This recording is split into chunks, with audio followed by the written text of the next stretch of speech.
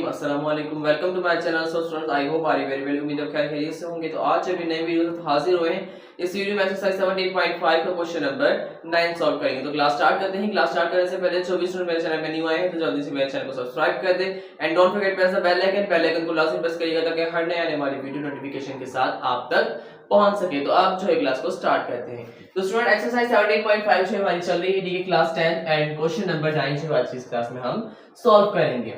Okay तो student question number 9 हमारे पास क्या है, तो एक बार रीड कर लेते हैं क्वेश्चन को। इफ एफ अच्छा यानी कि हमारे पास एक फंक्शन है जो कि हमारे पास है सेट ए और सेट बी, ठीक है। एक फंक्शन है जिसमें हमारे पास दो सेट हैं, जिसमें एक सेट ए है और एक सेट बी है।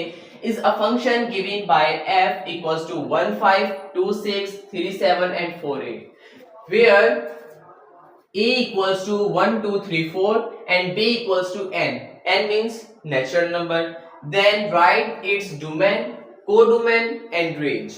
अब हमने फाइंड आउट क्या करना है स्टूडेंट्स, हमने जो है वो फाइंड आउट करने हैं, डोमेन फाइंड आउट करना है, कोडोमेन फाइंड आउट करना है और रेंज फाइंड आउट करनी है। अब डोमेन और रेंज तो आप लोगों को पता है क्या होता है, ठीक है, और इसे किस तरह फाइंड किया जाता है। ये तो हम जो है डोमेन और रेंज के क्वेश्चंस बहुत सारे जो है वो सॉल्व करते आ रहे हैं, ठीक है। तो अब कोडोमेन क्या है ये जो है आज इस क्लास में आप सीख लेंगे, ठीक है। अच्छा अब हमने तीन चीजें जो है स्टूडेंट हमने फाइंड आउट करनी है, domain, codomain and range. Okay इससे पहले जो है स्टूडेंट हमारे पास यहाँ पर दो सेट गिवन है। कौन कौन से सेट, सेट ए और एक सेट बी, ठीक है। अब फंक्शंस कर रहे हैं, फंक्शन को जो है स्टूडेंट जो है वो इनकी मैप, इनको जो है किस तरह जो है वो ड्रॉ किया जाता है, किस तरह जो है वो लिखा जाता है। तो इसके जो है वो मैपिंग डायग्राम्स बनती हैं, ठीक है। वो डायग्राम्स इस तरह बनती हैं, इसके सेट जो है इस तरह बनते हैं, ठीक है। एक सेट ये हो गया जिसका नाम है सेट ए, ठीक है, और एक सेट ये हो गया जिसका नाम है सेट बी, ठीक है। अब सेट ए की क्या वैल्यूज है 1 2 3 4, ठीक है। एक वीडियो जो है मैं आपको आपकी जो है वो फंक्शंस के ऊपर भी बनाऊंगा ताकि आपको पता चले कि फंक्शंस क्या होते हैं, ठीक है। और फंक्शंस की काफी सारी टाइप्स हैं, वो भी जो है वो उस वीडियो के अंदर जो है वो हम सीख लेंगे कि वो फंक्शंस की जो है वो टाइप्स कौन कौन सी होती हैं, ठीक है। अब जो है वो जस्ट इतना देखने के फंक्शंस की जो है वो मैपिंग डायग्राम्स बनती हैं, ठीक है। वो उसको जो है वो शो इस तरह किया जाता है, ठीक है। इसके सेट्स जो है वो इस तरह बनते हैं। फंक्शंस के अंदर जस्ट जो है वो इस तरह वैल्यूज गिवन होती है स्टूडेंट्स, उसमें हमने क्या करना होता है, इन्हीं वैल्यूज को जो है वो हमारा जो है आपस में जो है मैप करना होता है, यानी कि इनको मिलाना होता है, ठीक है। जैसे कि अब ये हमारे पास फर्स्ट वैल्यूज की क्या होती है डोमेन और सेकंड हमारे पास रेंज होती है, यानी कि सेट ए जो है हमारा क्या होगा सारा डोमेन होगा और सेट बी और रेंज कहलाएगा इनको मिलाने के लिए, ठीक है।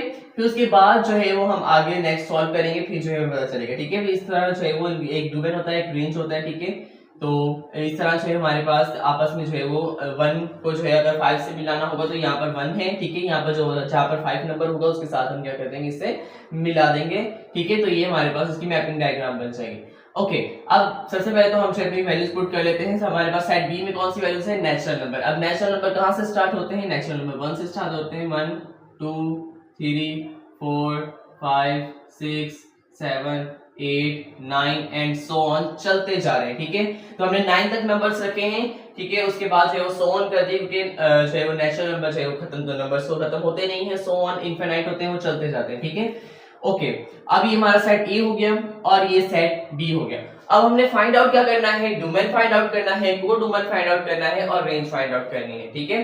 तो सबसे पहले स्टूडेंट्स हमारे जो है कौन कौन से सेट यहाँ पर गिवन है, कौन कौन सी वैल्यूज गिवन है 1 5 2 6 3 7 और 4 8। अच्छा अब सबसे पहले फर्स्ट वैल्यू हमारे पास कौन सी है 1 और 5, तो इसमें हमारे पास डोमेन कौन सा होगा 1 होगा, रेंज क्या होगा 5 होगा। ये तो आप लोगों को पता है कि पहला डोमेन होता है और बाद में रेंज होती है।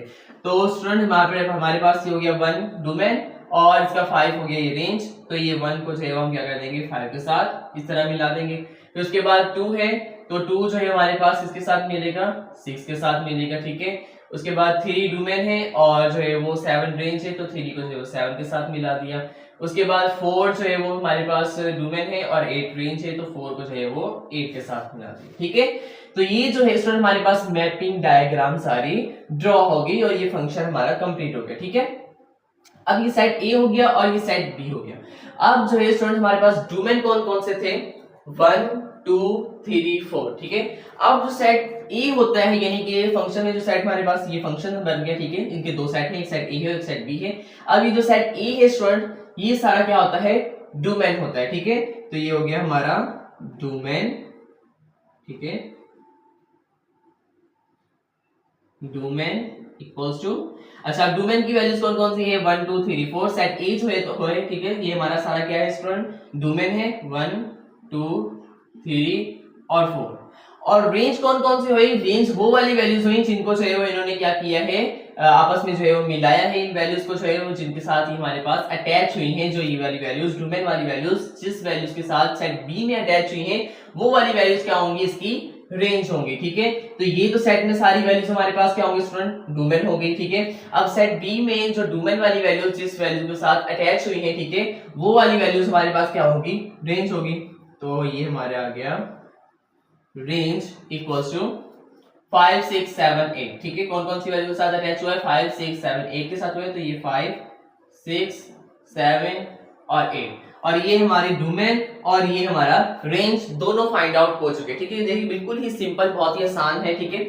हमने जो है वो फंक्शन बनाया, ठीक है, इसकी जो है वो हमने जो है वो मैपिंग डायग्राम बनाई, दो सेट बनाए, एक सेट ए एक सेट बी, ठीक है।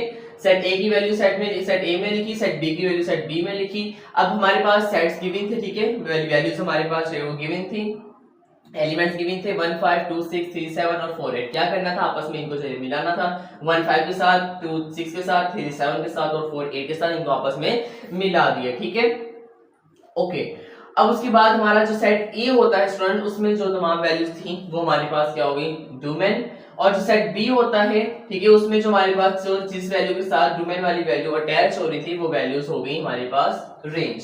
अब उसके बाद कोडोमेन क्या होता है, असल में जो सेट बी की सारी वैल्यूज होती हैं, सेट बी में टोटल वैल्यू जितनी भी होती हैं, पूरा सेट जो है वो सेट बी वो कोडोमेन होता है, ठीक है। सेट ए डोमेन और सेट बी टोटल जो है वो हमारे पास कोडोमेन होता है, ठीक है। अब कोडोमेन हमारा क्या होगा, तो हम यहां पर लिख देंगे codomain equals to natural number, ठीक है। क्योंकि हमने तो यहाँ से यहाँ पर जो है वो सारी 1 से लेके 9 तक वैल्यूज लिखी है, बट ये तो सो ऑन चलता जा रहा है ना, तो हम क्या करेंगे, यहाँ पर ये नेचुरल नंबर्स हमने यहाँ पर इसमें लिखे हैं, तो हमारा कोडोमेन क्या होगा, codomain equals to natural number, ठीक है। अब ये हमारा जो है वो कोडोमेन, हमारा इसका कोडोमेन का आंसर क्या होगा, कोडोमेन किससे इक्वल आया, नेचुरल नंबर के। ओके स्टूडेंट्स, समझ में आ गई बात, अगर नहीं समझ में तो एक दफा फिर जो है वो रिपीट कर देता हूं मैं। हमारे पास दो सेट थे, सेट ए था और सेट बी था, ठीक है। सेट ए में हमने सेट ए की वैल्यू लिखी जो कि हमारे पास गिवन थी, सेट बी में हमने सेट बी की वैल्यू लिखी जो कि हमारे पास गिवन था नेचुरल नंबर। तो नेचुरल नंबर की हमने 1 से लेके 9 तक वैल्यूज लिखी और सो ऑन कर दिए, ठीक है। क्योंकि 8 तक तो हमारे पास हमारे यहाँ पर सेट्स में वैल्यूज आ रही थी, ठीक है, रेंज की।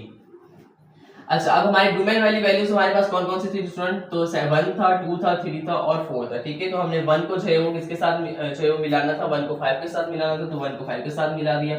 2 को 6 के साथ मिलाना था, 2 को 6 के साथ मिला दिया। 3 को 7 के साथ मिलाना था, 3 को 7 के साथ मिला दिया।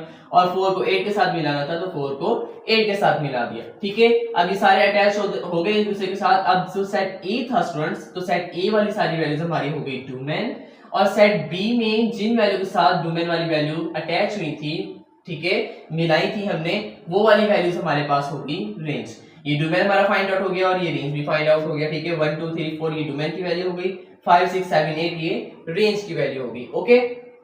अब कोडोमेन क्या होता है, असल में जो सेट ई होता है वो डोमेन होता है, और जो सेट बी होता है वो उसका कोडोमेन होता है। सेट बी में अब जो टोटल वैल्यूज हैं, अब खाली 5 6 7 8 नहीं, वो तो हमारी रेंज हो गई।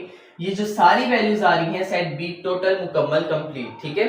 तो जो सेट बी कंप्लीट जो है वो हमारे पास कोडोमेन होता है, ठीक है। सेट बी को जो है वो कोडोमेन कहते हैं, ठीक है। तो कोडोमेन किसके इक्वल हो गया, नेचुरल नंबर के हो गया। अच्छा, अब हमारा जो है वो डोमेन, कोडोमेन एंड रेंज, ये तीनों जो है वो फाइंड आउट हो चुका है। अब लास्ट में ये कह रहा है कि also right the values of f(2) and f(4). इसका मतलब क्या है, f(2) और f(4), यानी कि f(2) जो है किसको रिप्रेजेंट कर रहा है और f(4) किसको रिप्रेजेंट कर रहा है, ठीक है।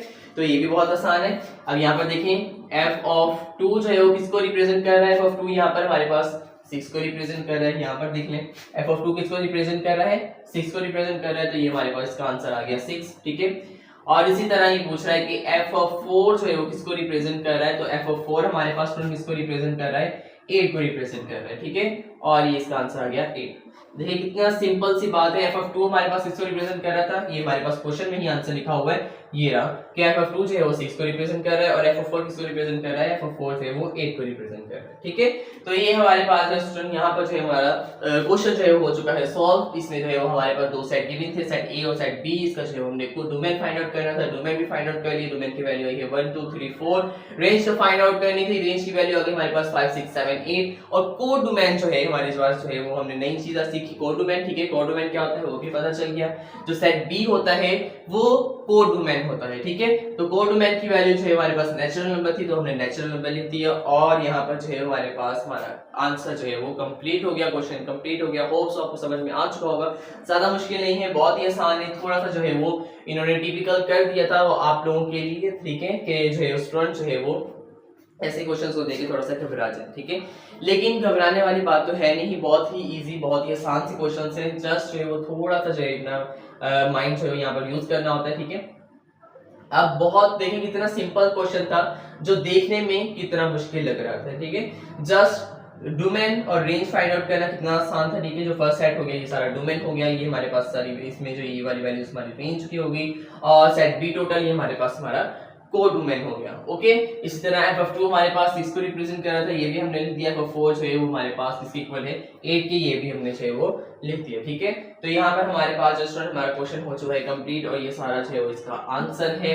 होप सो आपको समझ में आ चुका होगा। कोई भी क्वेश्चन हो, कोई भी क्यूरी है, आपने लाजमी जो है वो पूछना है। ठीक है, कोई भी आपके जहन में सवाल आ रहा है तो आपने लाजमी पूछना है। ठीक है, इसको जो है सवाल को अपने पास नहीं रखना। ठीक है, आपने लाजमी जो है वो मुझसे पूछना है। कोई भी क्वेश्चन आ रहा हो, कोई भी क्वेरी आ रही हो, कोई भी जो है आपको इसमें कंफ्यूजन हो के जो ये समझ में नहीं आया, तो आपने लाजमी जो है वो मुझसे पूछना है। उम्मीद है आपको आज की वीडियो अच्छी लगी होगी। अगर आपको आज की वीडियो अच्छी लगी तो वीडियो को कर दे लाइक, चैनल को subscribe and don't forget press the bell icon को लाजमी प्रेस करिएगा ताकि हर नए आने वाली वीडियो नोटिफिकेशन के साथ आप तक पहुंच सके।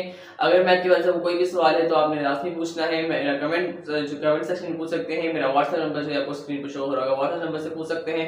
मिलते हैं नई वीडियो में, तो ख्याल रखिएगा, दुआ में याद रखिएगा। अल्लाह हाफिज।